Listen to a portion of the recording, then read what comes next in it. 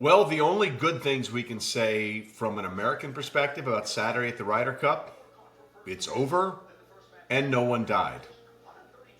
That's it. I mean, that's it. That's how bad it was for the U.S. squad. And I want to be clear to put this in some sort of statistical and factual perspective. The U.S. team didn't play poorly. They didn't in the Saturday afternoon matches. They didn't play poorly. They were just destroyed by a European team who played remarkably better. And this is what happens when you return 11 of the 12 members of the European team from the victorious squad in 2023.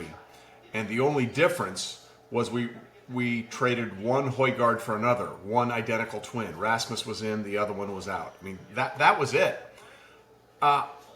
I don't think people truly understand what you saw. So let's try and put this in perspective, what happened on Saturday. The Europeans have now won every session. Every session of the 4 sessions in Ryder Cup play as a road team. That has never happened before. There has never been a Ryder Cup where the away team has gone on to win the first 4 sessions. There was only one other time when one team went on to win the first 3 sessions as the road team, and that was the Americans at Royal Lytham in 1961.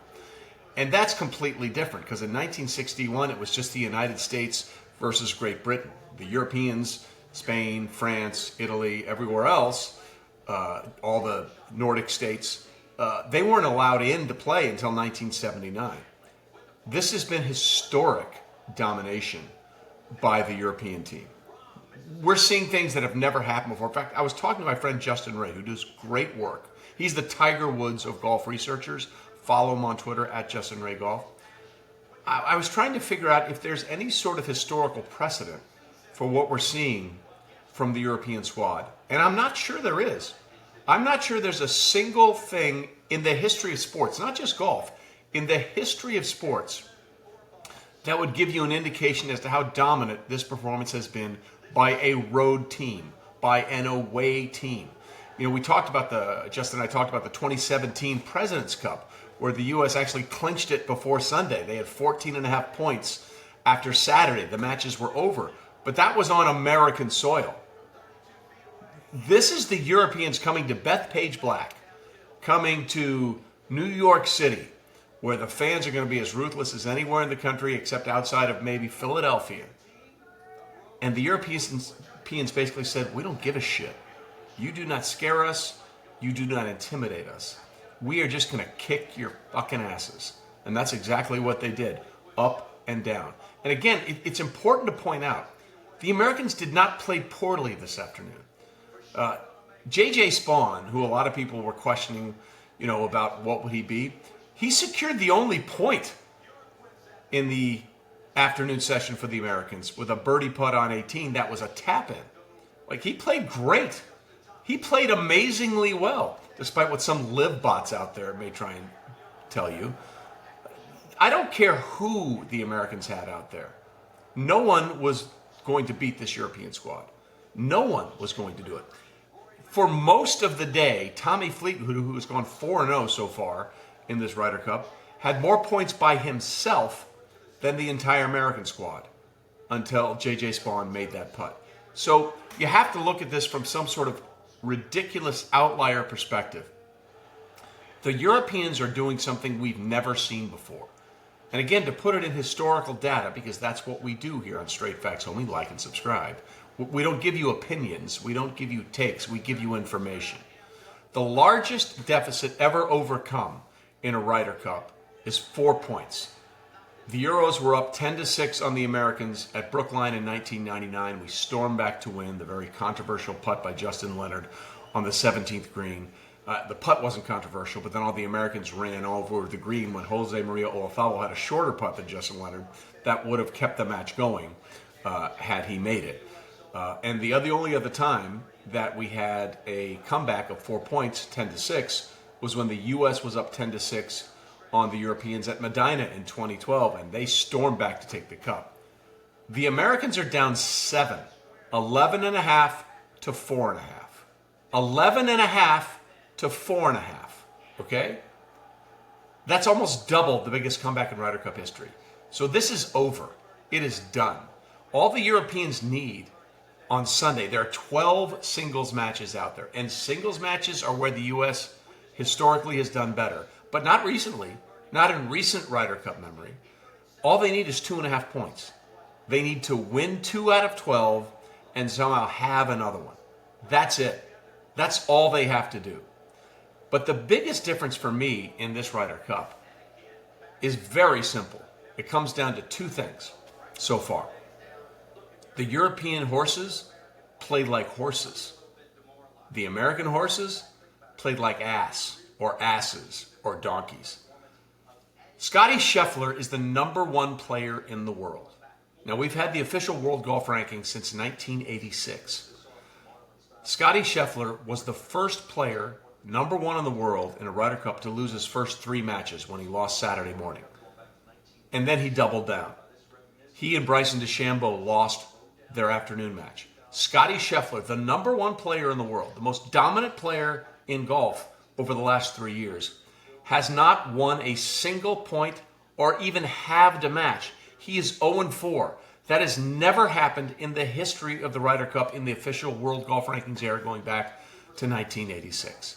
Scottie Scheffler simply didn't show up. And yes, the Euros made all these kinds of amazing putts and chip-ins to do all these wonderful things. But if you're the best player in the world, you better goddamn play like it if the United States wants to win. And Scottie Scheffler simply did not. In the morning session on 18, he shanked a wedge on 18. Shanked a wedge into a bunker or into the fescue around a bunker that essentially lost the match. He stubbed a putt down the stretch on Saturday afternoon. This is not the Scottie Scheffler we've seen dominating the world. Meanwhile, you look at the Europeans. Tommy Fleetwood, who, by the way, has the best record in the history of the Ryder Cup winning percentage-wise when it comes to team matches, foursome and 4-ball. And again, foursome's alternate shot, 4-ball, everybody plays their own ball. He's won over 77% of his matches. That's the best record in the history of the Ryder Cup. And he was 4-0 through his first 4 matches. Justin Rose hasn't lost. Tyrrell Hatton has yet to lose a Ryder Cup match. He's undefeated. Matthew Fitzpatrick has yet to lose a match. He's undefeated. So the European horses showed up. Jon Rahm finally on Saturday afternoon in his first match in his last 11 team results, team matches. He's 12. He's 9. No. Let me get this right. In his last 11, he's 8-1-2. 8-1-2 in team play. The European horses showed up. They absolutely showed up. The American horses did absolutely nothing. In fact, the only thing Bryson DeChambeau did, and he won a point this morning with Cameron Young, who, by the way, has been the best player as a rookie for the American team, after he made a matching birdie to extend the match on 15 to keep the Americans only 3 down, matching Justin Rose's birdie, he got into a little verbal exchange with Justin Rose because Justin Rose was upset with his caddy about maybe interfering with his line. Look, I'm all for being fired up, but that's fake tough guy shit, all right? Congratulations, you made the birdie putt to extend the match. How about making more birdie putts to give your team the lead or give yourself a chance to win the match? That didn't happen. So I don't want to hear about this false bravado shit, okay? And that's the other big thing.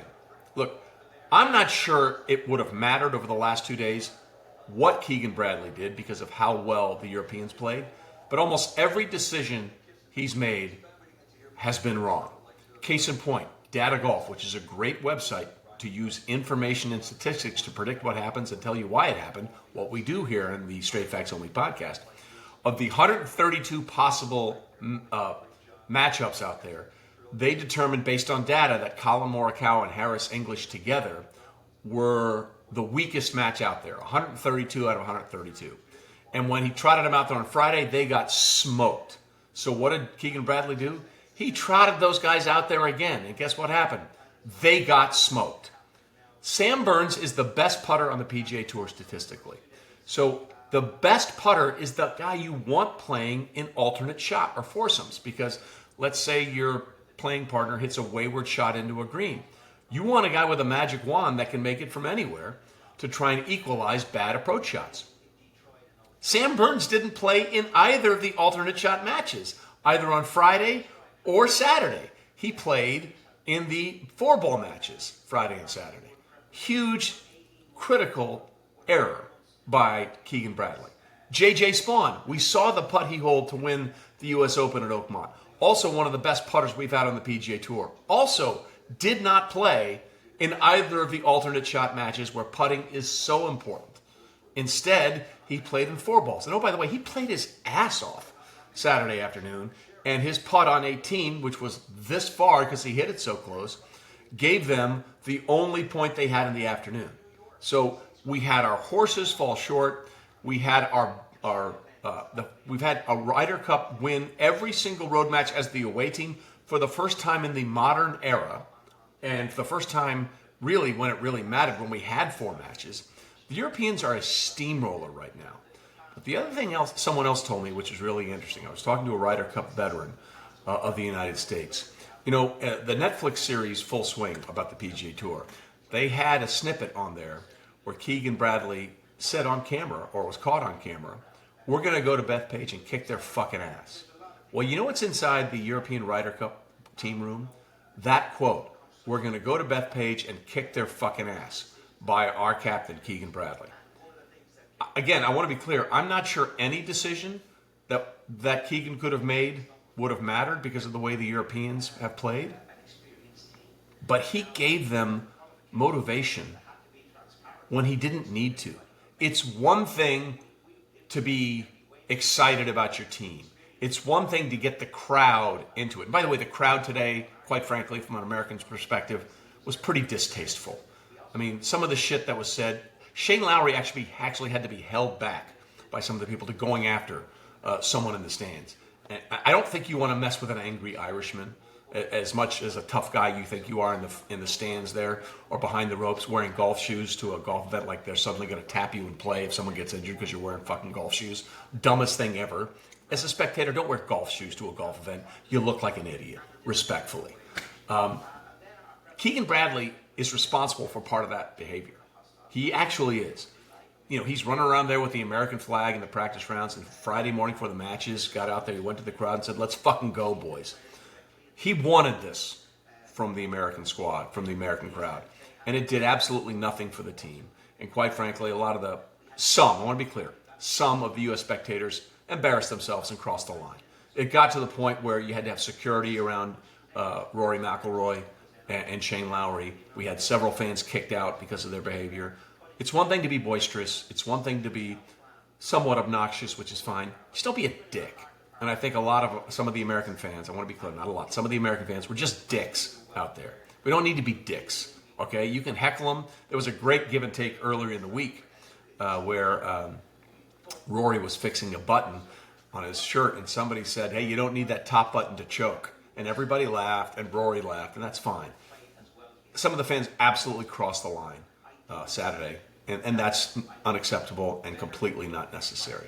So here's what has to happen on Sunday. The greatest comeback in the history of the Ryder Cup by almost double has to happen. As Vince Carter once gestured after the slam dunk contest at the NBA All-Star Game, it's over. The only question is, how bad of a beating historically is it going to be by the European squad to walk onto American soil and, to quote Keegan Bradley, kick our fucking ass? Because that's the only guarantee of the one thing that's going to happen on Sunday. This Ryder Cup is done, cooked, and sealed. And the Europeans are about to snap the streak of 5 straight times that the home country has won the Ryder Cup. The Europeans kicked our fucking ass. And that's straight facts only.